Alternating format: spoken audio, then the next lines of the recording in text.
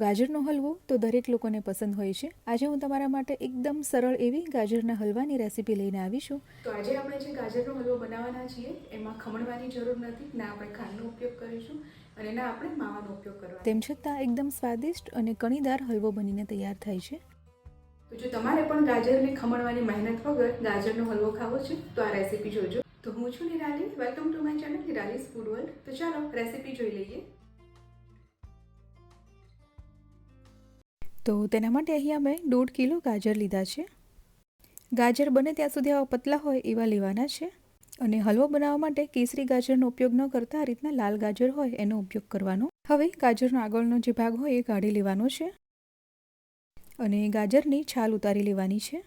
તો આ રીતે બધા જ ગાજરનો આગળનો ભાગ કાઢી લઈ અને છાલ ઉતારી લેવાની છે. છાલ ઉતારી લીધા પછી આ રીતે તેના મોટા ટુકડા કરી લેવાના છે. અહીંયા આપણે ગાજર ખમણવાના નથી, એટલે આ રીતના મોટા ટુકડા કરી લેવાના. એકદમ બારીક ટુકડા કરવાની પણ બિલકુલ જરૂર નથી. તો બધા જ ગાજરના મેં અહીંયા છાલ ઉતારી અને ટુકડા કરી લીધા છે. હવે પ્રેશર કુકરમાં 2 ટેબલસ્પૂન ઘી ગરમ કરવા માટે મૂકવાનું છે. ઘી પીગળી જાય એટલે તેમાં ગાજરના જે ટુકડા કરી રાખ્યા છે ઉમેરી દેવાના. હવે 2 થી 3 નાની ઇલાયચી લેવાની છે. તો ઇલાયચીના જે ફૂતરા હોય એને આપણે સાઈડ પર રાખી દઈશું અને ઇલાયચીને આ રીતે ક્રશ કરી લેવાની છે. ઇલાયચીના ફૂતરા છે એને આપણે ગાજરની સાથે લઈ લેવાના છે. એકદમ સરસ ફ્લેવર આવશે.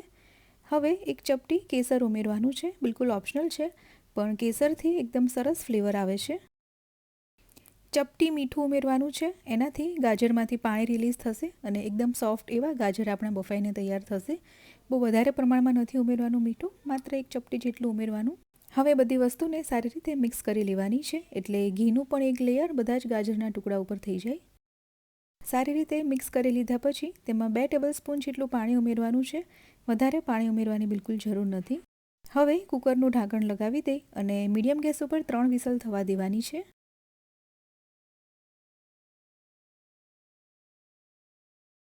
તો 3 વિસલ થઈ ગઈ છે અને કુકરને હવે સાઈડ પર ઠંડુ થવા માટે મૂકવાનું છે. હવે એક કઢાઈ લેવાની છે. તેમાં 500 ml દૂધ ઉમેરી દેવાનું. મીડિયમ ગેસ ઉપર દૂધને ચલાવતા જઈ અને 1 થી 2 બોઇલ આવવા દેવાના છે. તો દૂધ હવે 1 થી 2 વખત બોઇલ થઈ ગયું છે. હવે ગાજર જે આપણે બાફીને રાખ્યા છે તેમાં ઉમેરી દેવાના છે. તો આમાં નીચે પાણી પણ હશે, તો પાણી નથી ઉમેરવાનું. ગાજરને પાણીમાંથી નિતારતા જઈ અને ત્યાર પછી ઉમેરવાના છે. આ રીતે ગાજરને ચેક કરી લેવાના. તો તમે જોઈ શકો છો એકદમ સરસ રીતે બફાઈ ગયા છે ગાજર. તો પાણી નિતારતા જઈ અને ગાજરને ઉમેરી દેવાના છે. તો બધા જ ગાજર મેં અહીંયા ઉમેરી દીધા છે. હવે ગેસને મીડિયમ રાખવાનો છે. ચમચાની મદદથી હલાવતા જઈ અને આપણે દૂધ બળી જાય ત્યાં સુધી રહેવા દેવાનું છે. તો ચમચાની મદદથી આ રીતે થોડા પ્રેસ કરતા જવાનું છે ગાજરને. એકસાથે તમારે અત્યારે પહેલાં મેશરથી મેશ નથી કરી લેવાના, નહીં તો થોડો ચીકણો થશે હલવો. એટલે આ રીતે ચમચાની મદદથી પ્રેસ કરતા જવાના અને હલાવતા જવાના છે. એટલે ધીમે ધીમે તે મેશ થતા જશે. હલવાને તમે ગેસને ધીમો રાખી દઈ અને કૂક થવા દેશો અને વચ્ચે વચ્ચે આ રીતે હલાવતા જશો તો પણ ચાલશે. તો આ રીતે હું અહીંયા વચ્ચે વચ્ચે હલાવતા જઈ ચમચાની મદદથી પ્રેસ કરતા જઉં છું. તો તમે જોઈ શકો છો એકદમ નાના નાના ટુકડા રહ્યા છે. મોટાભાગના ગાજરને આ રીતે ચમચાની મદદથી જ મેશ કરી લીધા છે.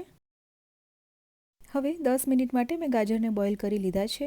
હવે અત્યારે આમાં આપણે મલાઈ ઉમેરવાની છે. તો દૂધની જે ફ્રેશ મલાઈ આવે એ અહીંયા હું 2 ટેબલસ્પૂન લઈ રહી છું. મલાઈને સારી રીતે મિક્સ કરી લેવાની છે. મલાઈને ઉમેરવાથી એકદમ માવા જેવો જ ટેસ્ટ આવે છે. તમારે માવો ઉમેરવાની બિલકુલ જરૂર નહીં પડે. પણ જો તમારે મલાઈના બદલે માવાનો ઉપયોગ કરવો હોય તો આ સમયે તમારે ખમણી અને માવો લઈ લેવાનો. તો આ રીતે હવે એકદમ નાના ટુકડા થઈ ગયા છે, તો ચમચાની મદદથી મેશ નહીં થઈ શકે. તો હવે મેશર લેવાનું છે અને મેશરની મદદથી બાકીના જે નાના ટુકડા બચ્યા છે એને પણ આપણે મેશ કરી લઈશું. તો હવે સરસથી ગાજર મેશ પણ થઈ ગયા છે અને કણી પણ રહી છે. જે આપણે ગાજર ખમણીને બનાવીએ એવું જ ટેક્સચર થઈ જશે. હવે લગભગ બધું જ દૂધ બળી ગયું છે. હવે ચલાવતા જઈ અને બાકીનું જે દૂધ બચ્યું છે એને પણ બાળી લેવાનું છે. હવે થોડું જ દૂધ બળવાનું બાકી રહ્યું છે. તો આ સમય ઉપર આપણે અહીંયા સાકર ઉમેરી દેવાની છે. અહીં અમે અડધો કપ સાકર લીધી છે. જે ગાંગડા સાકર આવે એનો પાવડર કરીને લીધો છે. તમે ખાંડ પણ ઉમેરી શકો અથવા તો ગોળ પણ લઈ શકાય. ઇલાયચી પાવડર જે ક્રશ કરીને રાખ્યો હતો તે લઈ લેવાનો છે.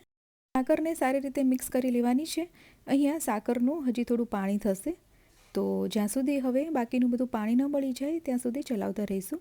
5 મિનિટ જેવો સમય લાગશે, બહુ વધારે નહીં લાગે. તો સાકરનું પાણી પણ હવે ઓલમોસ્ટ બળવા આવ્યું છે.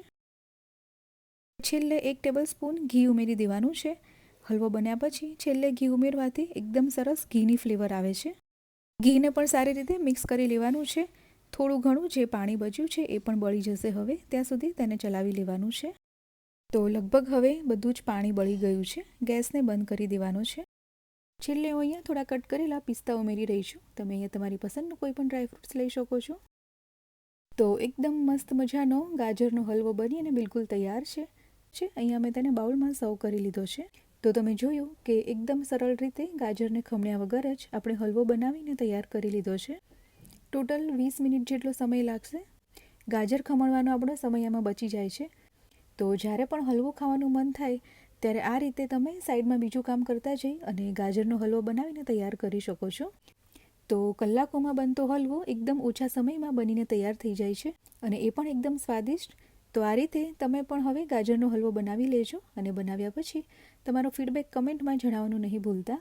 જો તમને મારી રેસીપી કોઈ પણ કારણોસર પસંદ આવતી હોય તો વિડીયોને લાઇક અને શેર કરી દેજો અને નવી રેસીપીના અપડેટ માટે યુટ્યુબમાં ચેનલને સબસ્ક્રાઈબ કરી બાજુમાં પેલું બેલ આઇકન પણ પ્રેસ કરી દેવું અને ફેસબુક અને ઇન્સ્ટાગ્રામમાં પણ ફોલો કરી દેજો.